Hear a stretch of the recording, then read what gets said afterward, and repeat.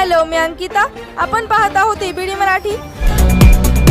लोकसभा निवडणूक संपताच राज्यात राजकीय वातावरण निवळलं नाही तोपर्यंत पुणे शहरात पुन्हा एकदा कोयता गँगने डोके वर काढले आहे. हडपसरमधील रामटेकडी परिसरात कोयता गँगच्या गुंड्यांनी रविवारी रात्री नागरिकांना घाबरवण्याचा प्रयत्न केला. त्याशिवाय काही वाहनांची तोडफोड केली. हातात कोयते घेऊन ते हवेत भिरकावले.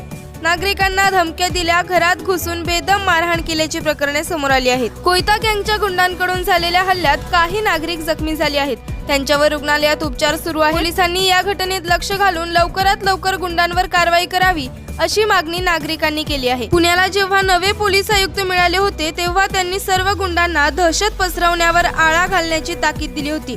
हातात कोयते घेऊन रस्त्यावर धुमाकूळ घालणाऱ्या गुंडांची पोलिसांनी धिंड काढली होती. त्याचे काय झाले असा रोष नागरिकांकडून व्यक्त होत आहे.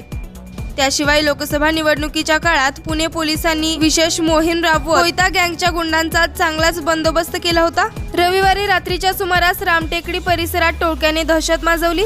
7 ते 8 मुलांच्या टोळक्याने 10 ते 12 गाड्यांचं नुकसान केलं. त्यांनी घरात घुसून नागरिकांवर कोयत्याने सपासप वार केले. या घटनेत काही जण जखमी झाले.